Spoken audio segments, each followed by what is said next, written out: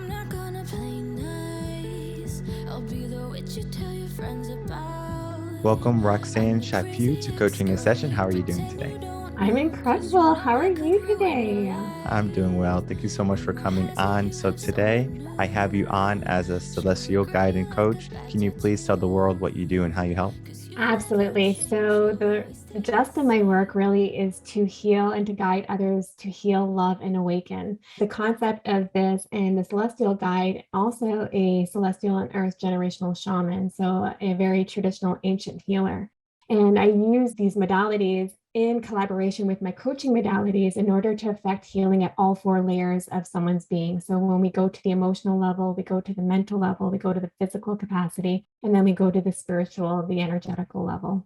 What type of people would you say are going to be coming to you? Are these people going to be interested in spiritual, or they are maybe already spiritually aligned? It really ranges. Some of them know that they're being called to kind of elevate themselves and they are seeking something further. What they have within their life and within the parameters of their life, it really is not as fulfilling as they once thought it would be, such as, having a family, a career, and so forth. So they're looking for something a little bit more profound and they're looking to connect with themselves a little bit more deeply. And then I have some that are really well advanced in their soul and self mastery journey. However, they may be stuck or they may be having difficulty or challenges moving forward past like a certain maybe generational trauma or something to do with their epigenetics that has happened within their lifetimes and within their ancestry.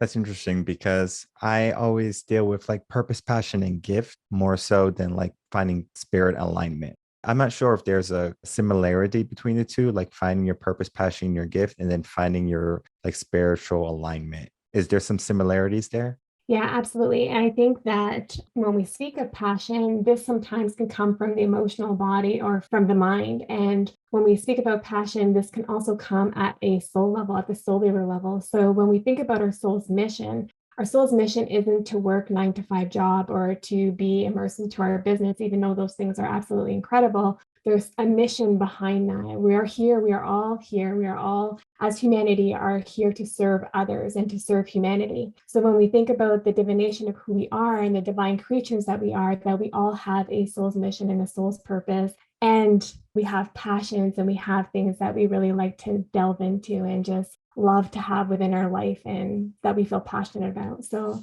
they're very similar, but there's a little bit of a difference. And when someone's like trying to find their like purpose, passion, or gift or become so aligned, is there like a process that you kind of go by? I know for me, when we're trying to figure out what they want to do, we kind of look at their why, their reason why they wake up every morning. So it's kind of like that motivator for them. And it's not something like listening to a motivational speaker or a motivational podcast and they kind of get a boost or listening to some music in the gym. It is totally different than that. We are trying to help them be self-sufficient where they don't need that boost. They are that boost. And I'm not sure if maybe you have like a secret tip or a secret trick of how you kind of approach it, because I know there's so many coaches and there's so different modalities where I might do something a little bit differently.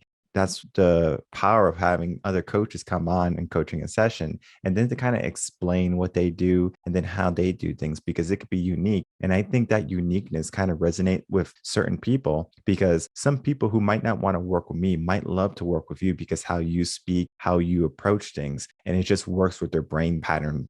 Yeah, absolutely. And I think that it's really important. And part of my soul's mission is to have that awakening period. And when I speak of awakening, is really to be in alignment with our highest self within our soul's mission and ensuring that we are fulfilled in every aspect of our life. When we raise that vibration, we raise that frequency, and we align ourselves with the things that we truly and soulfully desire for our life. It's a very important question is why? Why do you wake up every morning? Why do you do everything that you do every day? But then there's something beyond that. There's something that comes at more of an energetic level that is a little bit buried between our core belief systems, just our value belief systems, conditioning, conformity. There's a lot of trauma that happens and transpires throughout our lifetime, and trauma doesn't necessarily look like something that was absolutely catastrophic. Trauma can look like something that was minute, little things that have created an impact over time. It could be one word that we've carried throughout our entire lives. Trauma looks different for everyone. So when we have this trauma, it's very, very challenging for us to align ourselves at a soulful alignment, right? Really, when we think about it. So for me, it's important is that a coaching element is there, that we're seeking the why, we're questioning the why, we are digging further, we are questioning the belief systems. Do you truly believe that? Do you truly feel fulfilled? Do you truly feel happy and content? If your heart could speak, if your mind could speak, if your soul could speak, what would it tell you?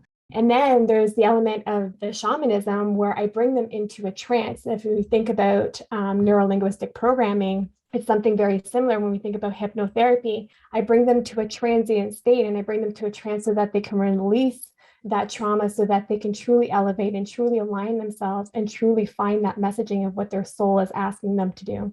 I like that process. For me, when I was kind of going through that process of understanding myself, I think it's the best term for that. It would be like a mindset shift for me because I'm a mindset coach. When I started, it was probably like in high school where I was starting to ask myself, like, is this really what I want?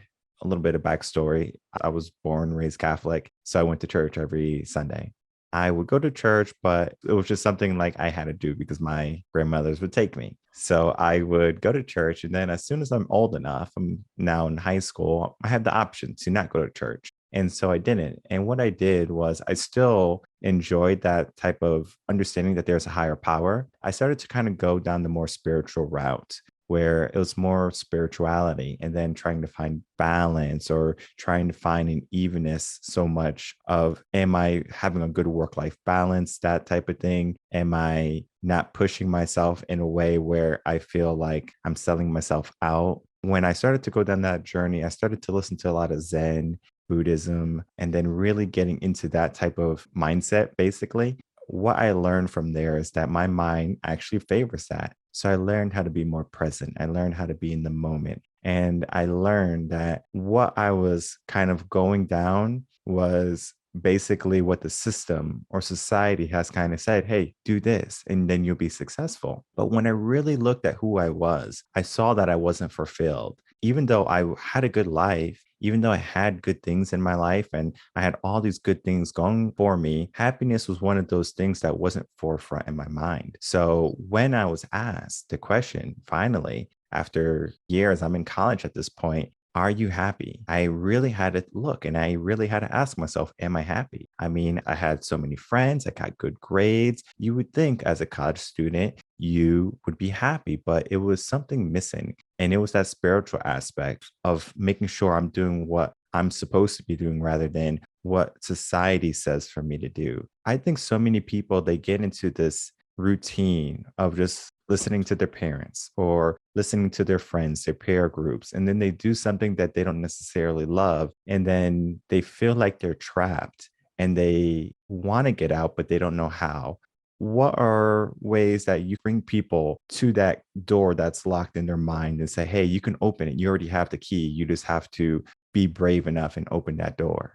Absolutely. And when we speak of such like beautiful points, and I think that when we speak of spirituality versus religion, is that spirituality really is not religion. Spirituality is about connecting to our own individual spirit, to our own individual soul, and allowing what feels right in the instinctual senses and the intuitive senses of who we are to really truly be in alignment with us. Just like what you said, when you heard everything resonated with you about Buddhism, things that, that you weren't taught when you were a child really resonated with you to be true and to hold that as your own truth. And that's really important as we're embarking throughout this incredible journey, is to understand and to trust ourselves, to trust our instinctual senses, to trust our intuitiveness. We are all energetic beings. We are electromagnetic beings. We are energy. We are frequency. We are vibration. When something feels right, we instinctually know if something feels and sits right, and we just know it to be right.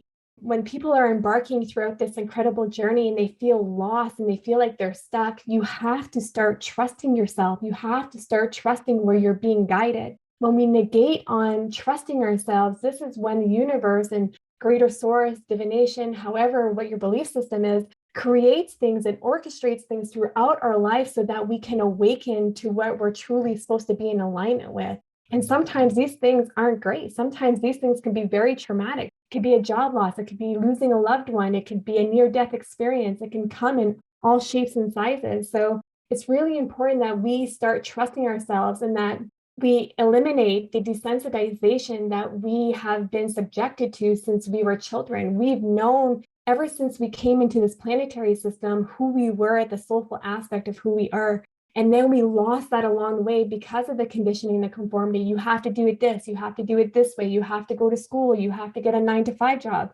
How many people don't even work in the field that they went to school for college or for university? So the system is broken. The system that we're taught is broken. We're never taught to really self-assess within ourselves and to really trust ourselves and to discover ourselves and discover our gifts, discover our abilities. So now is the time, now that we have that emotional maturity and we have that emotional intelligence, it's very important that we start embarking on this journey. So if you feel stuck and you feel that you're living a life that's unfulfilled, hire someone to be able to guide you through your journey so you don't have to go through the trenches, so that you can use the bridge that they've built for you and prevail throughout your life. So it's time to start questioning your reality. Why do I believe that money grows on trees? Why do I believe that I have to work this 9-to-5 job? Why do I believe that I have to be in this unfulfilled relationship because I have children with someone, or because I think this is who my parents or who society will accept into my life? Why is social media? Why is all these things controlling every aspect of my life? It's time to start asking those questions, the deeper questions, why and why, and keep asking until you have the answer for something that truly feels and resonates with you. And I completely agree with you that the system that we have is broken, where many people are going to follow it thinking that it's going to lead to something. When they finally get there, they find that there's nothing there. And that nothingness can be despair, hate, sadness. I mean, you name it, all those negative emotions. If we're going against the grain, we're going against what we're supposed to be doing, we're allowing ourselves to have more hardship, to make our life more difficult, to bring in more traumas, versus us being able to follow what we want to do, what we're supposed to be doing. And then if those traumas come our way, it's just going to be a hiccup in the day. A little bit about my personal life today. I had a screw in my tire, right? So before we had our meeting today, I could easily have said, curse the universe, I have a screw in my tire. It cost me $300. Or I can say, hey, I had a screw in my tire and I took care of it. Hey, I'm thankful that I have a vehicle to get me from A to B. This is just a minor hiccup, right? And it's understanding that we've been taught our entire lives to create resistance within our lives. We have been taught our entire lives to create that resistance, to live in a state of fear, to live in a state that isn't truly the state of bliss and what we are intended to be here on this earth, which is peaceful love and light. So when we think of from this concept and we think about the resistance that we create and we bring in the law of attraction, we bring in the universal laws and the guiding principle laws, it's not just the law of attraction at hand. You don't just think of something. There's 11 other laws that go in conjunction with the law of attraction. That's the law of vibration, law of action, law of correspondence, how we deal with things, the law of divine oneness. So there's so many things that if we're not in alignment with, we create resistance within our life. And if we're truly trying to have that success and our mind and our ego state is in a constant state of fear, in a constant state of fight or flight, we're never going to be able to achieve and move further from that. So we have to understand that our mind is the limit, not the sky is the limit. Our mind is the limit. So instead of coming from a fixed mindset, we need to start pivoting to more of a growth mindset and understanding that everything in our journey is done for us.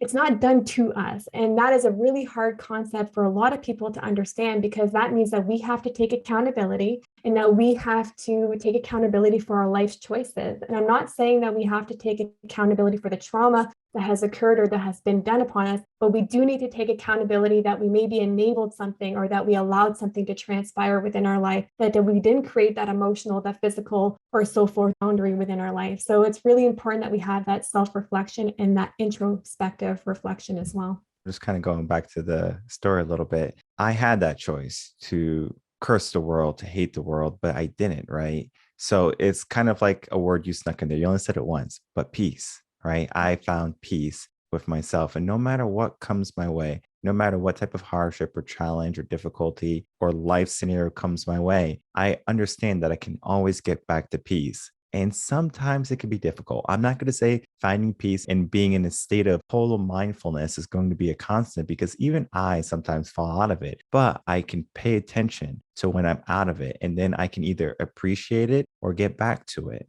And for me, if I fall out of it, let's say I'm worried about something. So let's say my kid is sick and I'm just worried about my kid, and I'm not thinking about living in the moment. I'm not thinking about working with my clients or being on the interview with anyone I'm going to be having on the podcast. I'm just going to be thinking about my kid, like, oh, he's sick and I got to take care of him and he's miserable. So I'm not being present. Now I am being present for him, but I'm not being present for me. So I'm in this constant state of worry. I'm not at peace.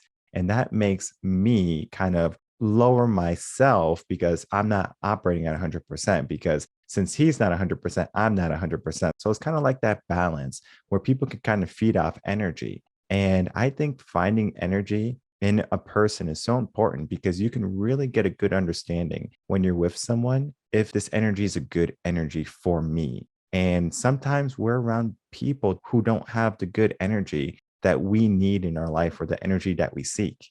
Yeah, and it's important that we create that boundary. We have the choice, we have the power. And this is where a lot of people maybe feel short of, is that we hold that power. We hold the dynamic. If you want access to me, this is my boundaries, and if you don't no longer want access to me, then do what you're doing and you will no longer have access to me. It's about creating those boundaries and feeling okay with those boundaries. I hear balance all throughout, the world and throughout life, like this unachievable thing, because balance is really used for scientific and mathematical measure. Balance doesn't exist. So it's almost like we pre-place like this expectation that we need to have this balance, but the reality is we need to have a flow. We need to have a beautiful synergetic flow between our life and between our energy. And there's going to be times, like you said, like when our children are sick or something is happening, there's a disruption happening in our life, that our energy may be elsewhere, but it doesn't mean that our energy has to leave us. When I speak of this, is that when we have this unwavering inner peace and understanding that this is a daily practice, it's just like working out. When you work out a muscle for meditation, it's something that you have to do on a daily basis. It's not something you do once in a while. You're like, oh, okay, like I had peace today, and oh, I don't have peace tomorrow. It's a consistent practice. And when we have that unwavering inner peace and you have that emotional regulation, that no external forces control your own emotional regulation, that is when you have truly mastered your inner peace. And that is what we're all trying to attain. That is what we're all trying to achieve, because inner peace equivalates happiness, true fulfillment and happiness. So when we think of that, it's okay that our energy is somewhere else, but we don't also have to surround ourselves with anyone that drains our energy. We don't have to be surrounded by energy vampires. If it doesn't feel good, don't do it. It's healthy to have a boundary, equally healthy to say no that it is to say yes to the things that truly feel in alignment with who you are. I know for me, when I first started to get brave, right? I'm just going to use the word brave to say no. It's like, no, I'm not going to do that. Before, I might have said yes just for, being a people pleaser, obligation, whatever it be. But now it's kind of like, if it doesn't work for me, it's not going to work at all. And it's not the idea of my way or the highway. It's just that I understand what I need, and I'm not going to sacrifice my peace for someone else's pleasure. And it's not that I don't want to see them be happy. It's not that I don't want to see them successful. It's just that I understand that we are in charge of our own thoughts, our feelings, and our actions. And if we can really get a good compass of that, we're not going to look for other people to fulfill us. Now, having a coach is going to be a great method for you to get to where you want to be. But that person is a guide more so than someone who's going to just give you all the answers. We have to kind of find those answers ourselves, because if we don't, we're just given the answers. And I mean, sometimes people come to me and they say, hey, Michael, can you please just tell me what to do? And I say, nope, that's not going to happen, because you need to figure out what you need to do. And I'm here to help you. So let's ask the right questions, right? And then let's get to our answer, versus me telling you what to do. Because if I just tell you what to do, you're doing what I want you to do. And I want you to do what you want, because you're unique. This is why we're in this predicament, because you keep doing what everybody else is telling you to do, right? And exactly. And I feel like the greatest coaches and the greatest guys, like the most incredible people that are doing this work, just like yourself, is that we sit back and we hold that space because everybody has their answers within them. Everybody has those answers within them. It's just when you have the right guide and you have the right coach, they will guide you to the answers. They will guide you to ask the right questions so that you can seek the right answers. We are not here to give advice. We are not here to mend your life. That work needs to be done by the client. That's where the accountability piece lies in. We are just going to guide you everywhere so that you can seek those answers and find those answers so that you can effectively heal or, go through the next transition throughout your life. So I think that's a great point of what you're saying. And then kind of touch base on what you're saying, because I think it's an interesting topic. And we always touch base on it here, but we never really dive deep. And if I can with you today, I want to kind of dive deep in it. So that idea is going to be how change is very difficult, right? So we finally get to that point where we're looking for that answer, where we're looking for creating our peace. And it's difficult sometimes to do that because we have to let go of our old self and make room for our new self, our new way of being, our new entity versus, trying to keep what we had, get something new, and then kind of mash it all together. And that never works. Never works. It's like, everyone's like, oh, I like doing renovations. I'm like, I hate doing renovations because I don't feel like renovations are what's needed. I think that it's important that as a human being, that we are rebuilding the entirety of our home, the entirety of our entity. So that means that we are bulldozing the house, we are ripping out the foundation, and we are creating a new foundation because we can't build a home and an existing foundation that has a poor core belief system, a poor value system, and then expect it to function and to last, maybe the next 100 years. That's impossible. It's physically impossible. So it's important that we are ripping out the old foundation. We are pouring a new foundation, and that means a new belief system. That's the understanding of healing that trauma. So that isn't the guiding principle that is dictating your life. And a lot of people are afraid of change. And as human beings, we're all afraid of change. We are afraid of evolution. However, if we can just have a different perspective on change and to really understand that change is a milestone, we've been changing and we have been growing incredibly throughout our entire life. Our entire life, we've been changing and evolving our entire life since we were babies, like from not being able to walk to walking, like we've been changing and evolving in our entire life. So when we think of change, we think fear because it's unknown. However, we've been changing and evolving our entire life, where we need to be looking at it from a perspective that we are reaching a new milestone throughout our life. And this is healthy. This is great. This is exciting. Sometimes the path there doesn't feel great. And for those that go through awakening periods or go through a different ascensional period or self-mastery, step, that shit can be tumultuous. That shit can feel like heavy. That shit can feel sad. You can feel distress. You can feel grief. You can feel all these things. And that is perfectly healthy, right? And to understand that it's healthy for us to feel all of our emotions. We have over 27 different emotions, and it's important to feel every aspect of them, but just to not be stuck in one of, more the yucky feelings or the negative emotions, to move through it and not create that resistance on our path. And instead of trying to fight and resist and trying to swim upstream, we need to go downstream and go with the flow, go with the stream, so that we are not creating that resistance and we are going with the flow of it. And when we think of change, as soon as you hear change, most people are like panic, right? Like it's like a instant panic mode. What do you mean I have to change? Oh my goodness, like what's coming? Like, what is my life going to look like if I don't have this career? I don't have this relationship that is toxic. Like, what is my life going to look like? And you don't have the answers. You're not going to have the answers until you move through the shitstorm. And then you come to the rainbows and the butterflies and the beauty, and you're like, wow, that was absolutely worth it, because there's no rainbow without a storm. There's no rainbow without rain. There's no beauty without having to go through a bit of trials and tribulations throughout our life. That is what we are intended to do.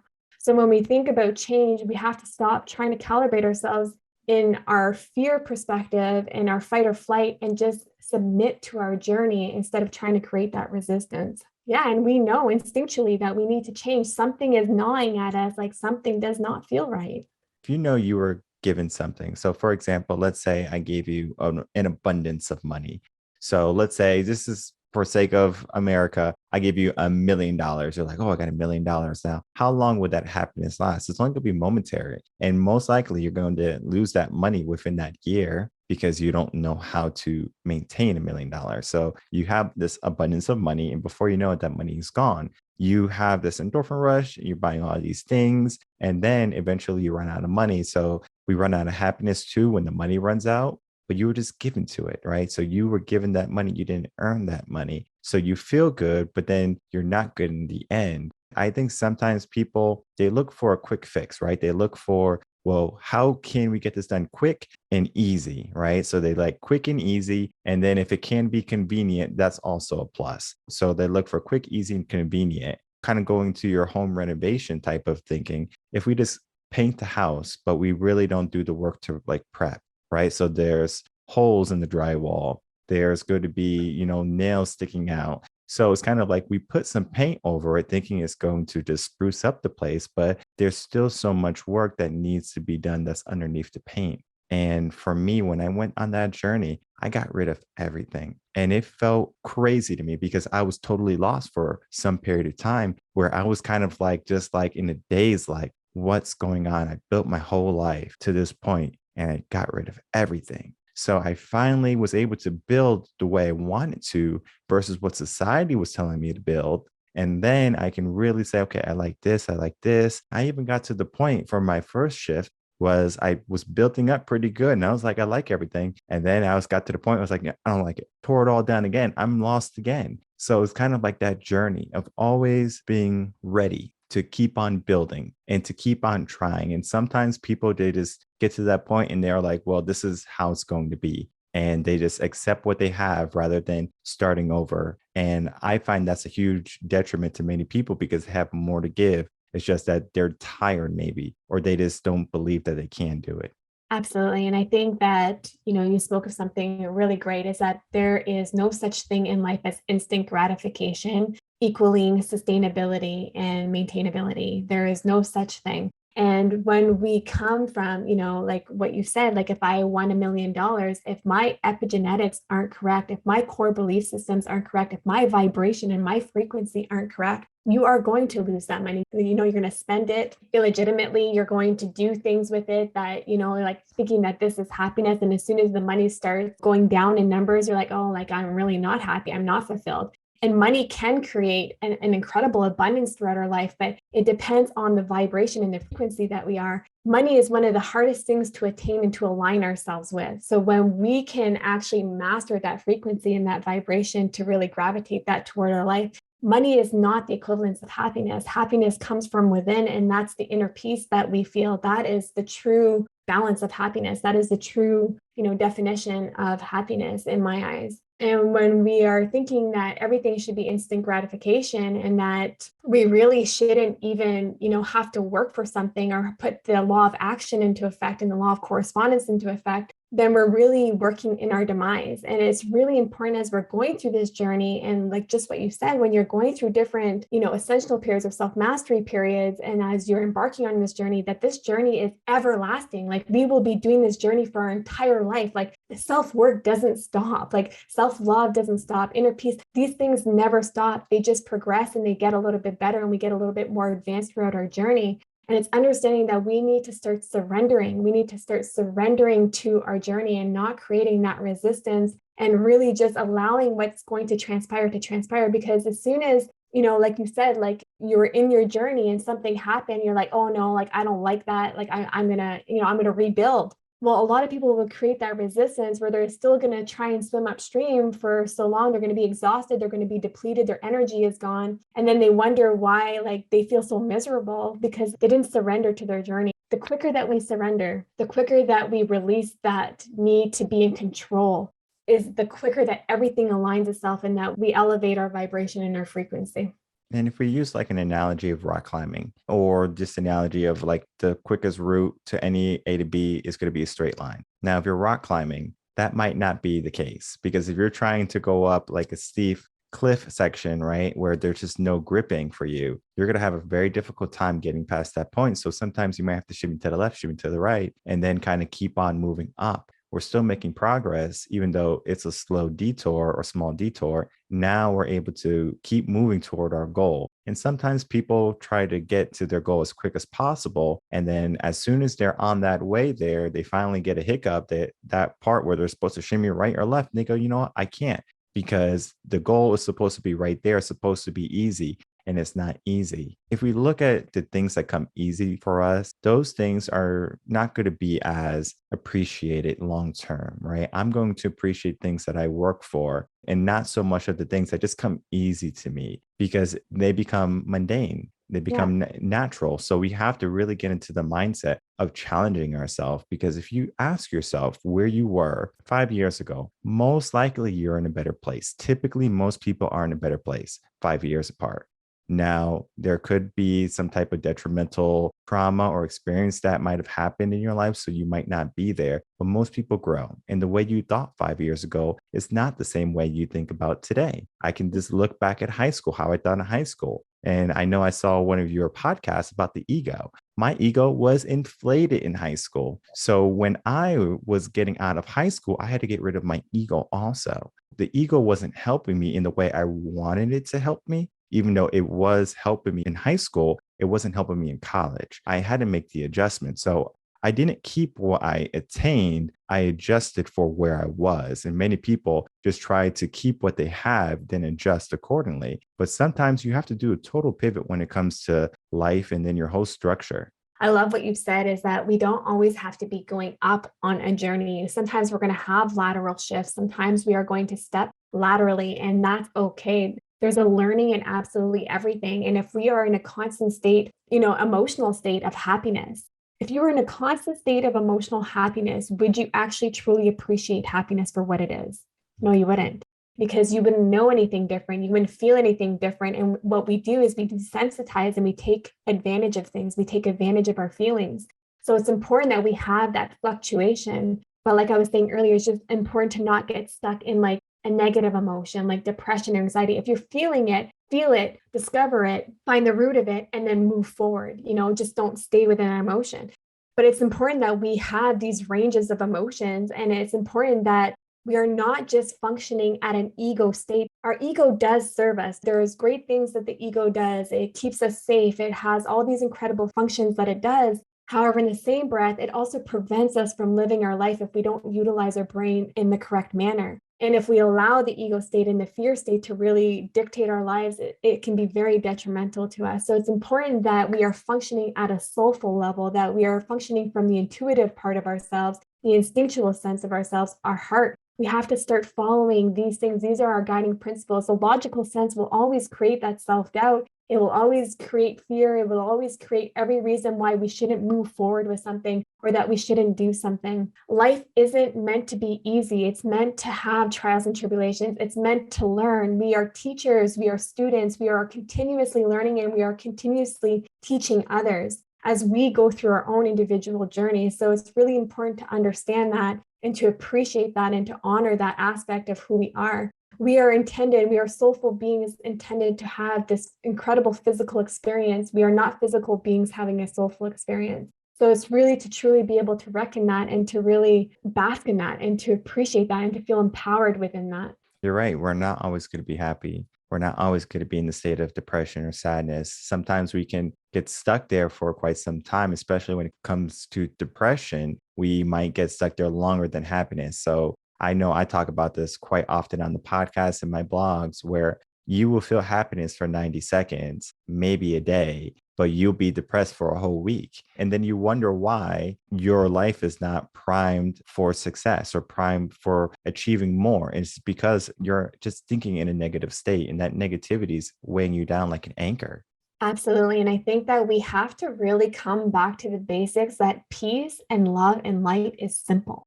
It's very simplistic. And it doesn't need to be complicated. We don't need to overcomplicate our lives. And as human beings and in the ego state, we're always trying to overcomplicate everything. And it's to really, truly understand that there are simplistic processes. Like if you think about meditation, and meditation doesn't just need to be sit there and don't think of anything and breathe. Meditation can be, there's a variety of different types of meditation. My personal way of meditation is I use native drumming and I go into a transient state, or I sing or I dance. meditation can look different for anyone, but it's just to truly understand that these things are very simplistic. It's our mind that overcomplicates everything, that puts that, little seed of doubt, like, oh, like, do I have time for myself today? Or do I, do I want to do this? Or like, oh, do I really want a better life? Like, it's that fear state, right? So we just have to really just make it very simplistic and really just follow our intuition, follow our guiding voice, and follow our heart and where we're being guided to. When we think about this and we think about the mental health pandemic, I don't even believe in this COVID pandemic. I believe in a mental health pandemic that is transpiring throughout the world.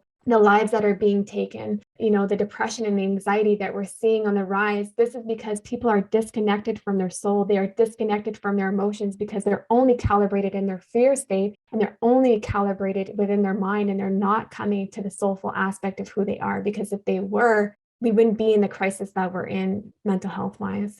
When it comes to mental health, it can be fortified or it can be weak and fragile. And I find if you can be in the more fortified state of mind, a stronger sense of mindset, you can be anything. There's so many stories of people who overcome these horrific accidents. So, like, they will lose the ability to walk, and the doctor comes in, the doctor says, hey, you were in a car accident and you're never going to be able to walk again, right? So, that initial hit of trauma that they're never going to be able to walk again, the immediate depression, right? And it takes someone to get them out of it typically. Sometimes they can finally say, you know what, I'm going to walk. Versus sometimes people will accept what the doctor said. Oh, it's the doctor. He knows best or she knows best. And they kind of go along with that. But if they say, you know what, I don't care what the doctor says, I'm going to walk. I know it's not going to be easy, but I'm going to go do my therapy and I'm going to walk. I might not walk like I did before, but I'm going to be able to walk. Those people who give themselves that will, the brain does amazing things. And if you can tell the brain to do something, the brain is going to make a way for it. But if you tell the brain to sit down and be quiet and shut up, guess what the brain is going to do? It's going to do just that. And you're going to be in your wheelchair. You're going to be with a cane or a walker. When you have the ability to heal, and many people choose not to go that route because someone told them otherwise. Yeah, absolutely. And it's all, I think that's so incredible is the power of the mind. And for those miracle cases that we say are miracles, but I really don't believe them as miracles. I think that is willpower. And I think that's when all of our body comes into alignment. That means that our emotional, our physical, our mental, and our spiritual comes together. And we're like, no, we know we can do this. Like, I know without a doubt that I can do this. Nobody is here to tell you what you can and cannot do. For me, I feel like we've really went in the wrong direction in this because we're always trying to tell other people what to do. We're always trying to judge others like, oh no, like you had this, oh, you'll never be able to have a happy life anymore. We are not here to judge others. We are not here to tell them if they are capable or if they're not capable. That has to come from within. If you think that you can walk again, or you think that you can persevere through life after you went through something that was very traumatic, then you absolutely will. There's a thing that we can either become the victim or we can choose to become victorious over our journey. And I choose to be victorious every single time. Now that choice is yours and that power is yours. Nobody else holds that power. And if you allow somebody else to take that power from you, you have just given all your power away. And here at Reverend Concepts, what we do is we aim to turn those limiting beliefs around where no one can give you limits. And then that is your predetermined future. You choose what you want in your life and then you go after. And I think what you said there was beautiful and wonderful because you're absolutely right. You choose if there is a limit. And if you give yourself a limit, the mind's automatically going to put one there for you. But if you become limitless in the sense of you can accomplish whatever you want, whatever you put the energy for, then you can. It's just that you have to want it and you have to will it. Absolutely. And if somebody else was able to do it, and not to say that our journey is all alike and that we are the same, we are all individuals, we all have our own special gifts and abilities. However, if somebody else was able to do it and they showed you the way that they were able to do it and they are able to be triumphant, maybe you should, think about something a little bit differently, have a different perspective because somebody told them that they would never walk again. Somebody told them that they would never have happiness again. Somebody told them that they would never have love again. And look at their life now and look what they've made it. How many stories have we heard of people, being homeless to becoming a millionaire or a billionaire because they worked hard and they put all the laws of the universe in conjunction with their life and they really collaborated with the laws of the universe, and now they have an incredible success and fulfillment and happiness. Everything is absolutely possible. And what we said earlier in the podcast is that our mind is the limit, not the sky. Exactly. And then having a coach, guide, a mentor to help you along that way to see your blind spots is so important. And I know the work I do, and I know the work that Roxanne does is really going to help you get to the next level or to get to the next part of your journey. Because sometimes we can get into a loop that we call it the rat race. And we just look for a Friday, dread Monday, and enjoy the weekend, right? So it's kind of like we do that until we're 65. And then 65 is when we're supposed to retire and be happy. But happiness can be whenever you want it. You can retire whenever you want, but you have to be in alignment with what you're supposed to be doing, because many people who are waiting to their 65 to retire, for me, I don't want to retire. I want to be, 80, 90 years old and keep on coaching, keep on working, keep on speaking. If I can, I will. I don't look at retirement as happiness. And, for me, that's a term I probably won't use. Now, I might be retired if I have like grandkids and I'll be more free to go on vacations with them, things like that. And I might take less clients, but it's not something I'm looking forward to, because every single day I'm trying to give 100%. And if I can't give 100% any given day, I figure out why I couldn't give it up. And then the next day I make the adjustments. So the next day I can give 100%. I want to be better every single day, because I understand if I can keep making progress forward, my future is going to be whatever I dream it to be. And many people, they look at their dreams, they look at the future as something that's so far and so distant and is not allotted for them. And that is not the truth, because if you can dream it, you can achieve it. And many people, they just kind of fall into this mindset where success is limited, where happiness is limited, where love is limited, and then they are limited in themselves. Limits don't have to be your reality. You make that reality for yourself. Absolutely. And that's the exact sentiment that I share as well. And I think it's important to understand that there's no milestone for happiness. You're not going to have the right relationship and then just automatically be happy. You're not going to have the home, your dream home, and be happy. You're not going to travel the world and have millions of dollars and just be happy. You don't have to wait to have that fulfillment. You don't wait to have that sense of inner happiness and that sense of inner peace. That can happen now, and that needs to happen now in order for you to truly attract the things that are truly supposed to be in alignment with your journey. We're always saying, like I hear so many clients like, oh, like I'll be happy like when like my business is this, or I'll be happy, when this happens. I'm like, no, that's not what happiness is. Happiness is not a milestone. You don't just say, oh, I'm going to be happy then. No, happiness has to come now, and you have to have that inner peace now. And that's not something that we need to negate on. That is what we owe ourselves to at the soulful aspect. That's what we owe ourselves to. We owe ourselves to be calibrating and living in the most purest energetic form of who we are. And that is our energy, and that is our source. That is the significance of who we are. Energy never dies. That is scientific. That is in organized religion. It's everywhere. Our energy never dies. Our energy is our biggest disposition within us. So it's really important that we are nourishing that aspect of ourselves so that we can truly prevail in all four layers of our being as we go through our journey. And that we are always trying to master ourselves. And this doesn't have to be tumultuous. We have to be able to submit and to surrender to our journey. And this is the importance of that, so that we don't create that hardship within our journey. Yeah, I love that. We have that energy and we can either fight it or we can find the flow. And just finding the flow, right? Finding what you're supposed to do and then kind of going with it. And some days you might need to take a break. There's nothing wrong with taking a break. There's nothing wrong with saying, you know what, I need a day to recover. But then understand what tomorrow is. Tomorrow is now work. Sometimes people are like, oh, I'm going to take a day off. Oh, I'm going to take 2 days off, 3 days off. And now they have a habit of taking days off, right? Take the time you need to recover, and then be ambitious and go after what you're supposed to do. Find that energy you need to flow into the state of mind you need to be, and then grow from that. And I think the conversation that Roxanne and I had today is just a start. It's just the beginning of that journey. It's just the beginning of the adjustment that you need to make, or the shift that you have to make in your life. And it's not that you're doing anything wrong. We all can use a little bit of guidance. We all can use a little bit of adjustment. If you go to the chiropractor, he's going to say something's wrong with your back, most likely. And it's not that you have a bad back. It's just that sometimes we might slouch and we don't know. Sometimes, we're in a chair, we're doing recordings, or we're at work, and that's having an effect on our sciatica. There's all of these different things that happen with the body that we might not make ourselves aware of until the pain starts. And then now the pain is there. So something is wrong. We don't have to wait for that pain. We don't have to wait for that trauma to come in our life today you can take action. You can check out Roxanne, you can check out me, Reverend Concepts, and then you can really start to dive into change and to start to become the person you want to be. So if I can from you, Roxanne, any last words? And then please tell people where they can find you.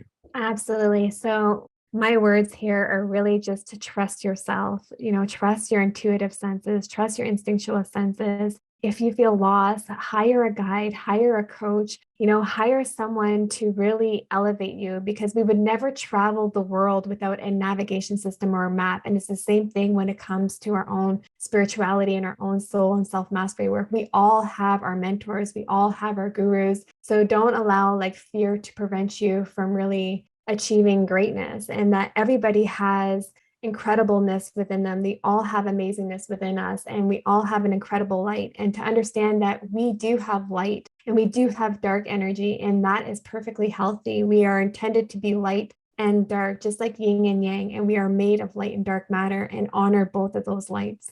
And anyone can find me on my website at www.roxannechaput.com, and all my social media handles are under that name as well.